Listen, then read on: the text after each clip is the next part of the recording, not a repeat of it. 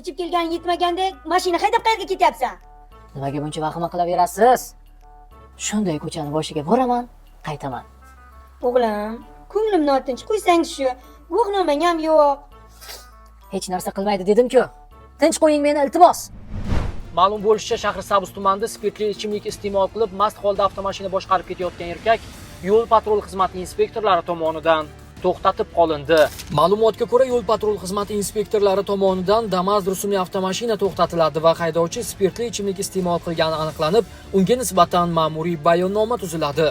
Erkak esa mast holda mashina boshqargani yetmaganidek, o'z aybini yashirish maqsadida yo'l patrul xizmati inspektoriga pora bergan vaqtida mas'ullar tomonidan qo'lga olindi.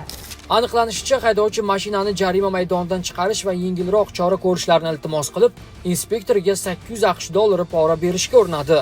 Hozirda mazkur holat yuzasidan tergov harakatlari davom etmoqda.